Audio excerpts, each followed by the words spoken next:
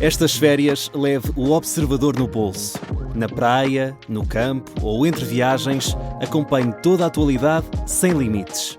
Assine com 40€ de desconto e habilite-se a ganhar uma estadia de 2 noites num dos hotéis boutique da Small Portuguese Hotels. Este verão, desligue da rotina, não da informação. Assine em observador.pt.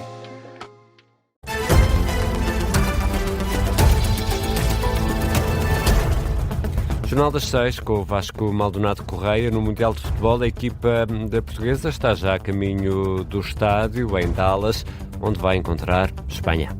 Na cidade norte-americana de Arlington, Dallas, o autocarro parte em direção ao estádio AT&T, onde já está o nosso enviado especial para este Campeonato do Mundo, Miguel Cordeiro. Miguel, há pouco davas conta de longas filas para entrar no recinto. Alguma coisa mudou?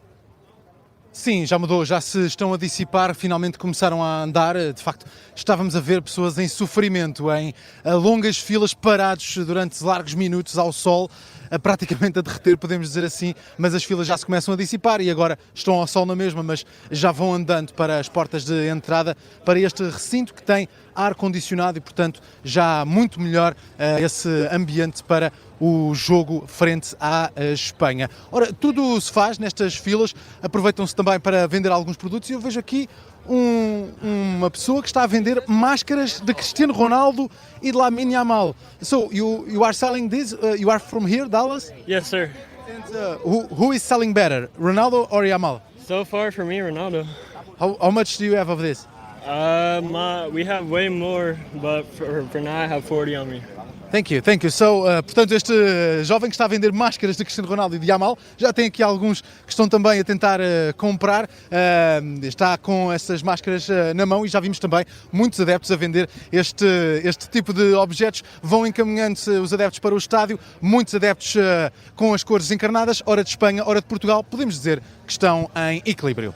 Reportagem aqui em várias línguas do Miguel Cordeiro, numa altura em que faltam menos de 2 horas para o apito inicial do Portugal-Espanha. Ainda vamos regressar ao Miguel Cordeiro a Dallas durante esta hora das 6. E à 1 da manhã há um outro jogo que está a suscitar curiosidade, mas diria não por boas razões, Estados Unidos-Bélgica. Com o presidente da FIFA, Gianni Infantino, a confirmar que falou com Donald Trump sobre a reversão do cartão vermelho de um jogador norte-americano, mas a garantir que os órgãos da FIFA são independentes. Em comunicado, Infantino diz que discutiu algumas questões sobre o Mundial com Donald Trump, algo que acontece com vários outros chefes de Estado, responsáveis de governo e partes interessadas no futebol.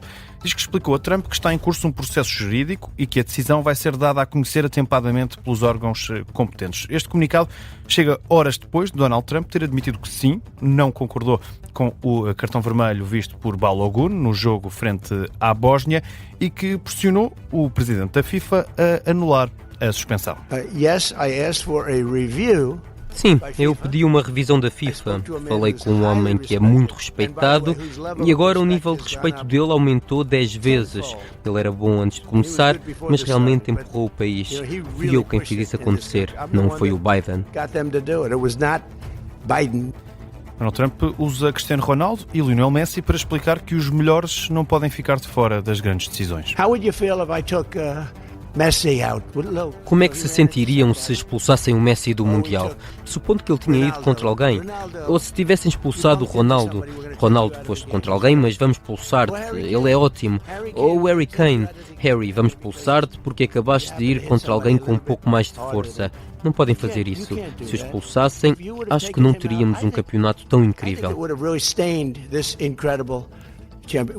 Exemplo usado por Donald Trump para justificar a anulação da suspensão de Balogun, aqui numa conferência de imprensa na Sala Oval. A perspectiva europeia, no entanto, é um bocadinho diferente sobre estas questões, Vasco. Sim, e o professor de Direito do Desporto, Lúcio Correia, falou com o Rádio Observador e diz que considera este caso, ou considera que este caso abre um precedente gravíssimo. Quer se queira, quer não, o desporto não anda a reboque da política, mas já se viu que as instâncias políticas têm uma fortíssima influência no âmbito desportivo. E para mim isto é um precedente gravíssimo no qual, a meu ver, fica manchada a própria integridade da competição.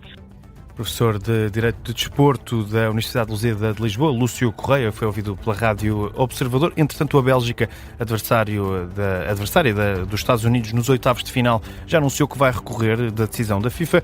Ora, Lúcio Correia explica que mesmo caso a Associação Belga de Futebol acabe por ganhar este recurso, isso não vai ter qualquer efeito dentro das 4 linhas.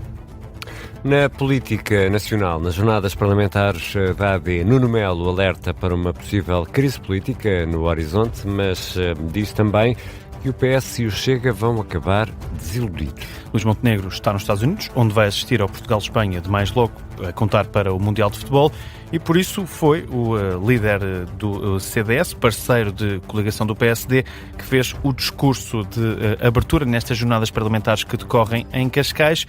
Mas não sem antes, Ricardo Lopes, o Primeiro-Ministro, fazer ouvir uma curta mensagem para os deputados. Luís Montenegro está nos Estados Unidos para assistir ao jogo da Seleção Nacional e por isso escreveu um pequeno texto onde destaca a serenidade e o sentido de Estado das bancadas do PSD e do CDS ao longo destes 2 anos de governação. Com o líder do Executivo ausente, coube a Nuno Melo, líder do CDS e também Ministro da Defesa, a missão de abrir as jornadas parlamentares da AD e começou por refletir sobre as mudanças do panorama político português. Nós sabemos que o mapa político-partidário se reconfigurou, essa é uma evidência.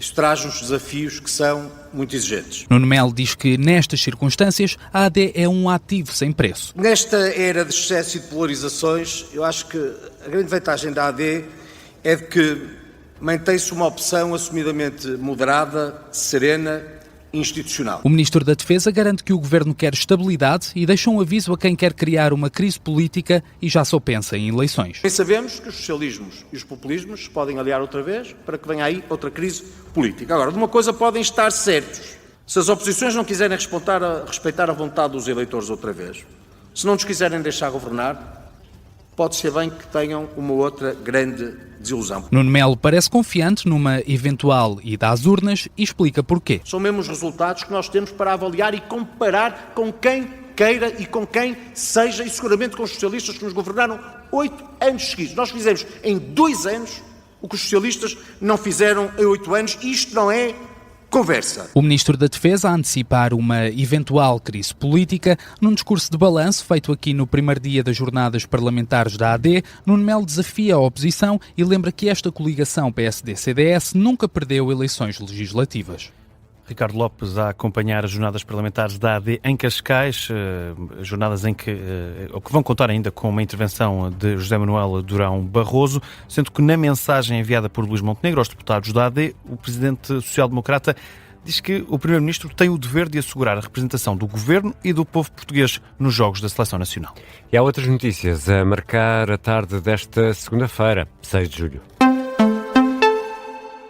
Nesta vaga de calor que ainda não acabou, o consumo de eletricidade em Portugal atingiu máximos históricos para um dia de verão. De acordo com os dados enviados pela REN ao Observador, o primeiro recorde foi batido na quinta-feira passada, com um consumo diário de cerca de 165 gigawatts por hora, número ultrapassado logo no dia a seguir, em que foi alcançado um consumo de cerca de 171 gigawatts hora. O valor máximo diário para um dia de verão tinha sido registado em julho de 2022. Esta hora, cenário mais calmo nos incêndios rurais. Numa nota enviada às redações esta tarde, a Proteção Civil indica que a situação operacional se encontra mais estável, sem ocorrências relevantes a assinalar. O incêndio de Vozela, que foi dado como dominado já esta manhã, continua a ser o que envolve mais meios de combate. No terreno continuam 5 meios aéreos. E o Vasco Maldonado Correia vai regressar às 6h30 para atualizar as notícias. O trânsito já está a complicar, sobretudo em Lisboa e Porto. É preciso alguma dose de paciência. Ainda faltam 2 horas para o jogo.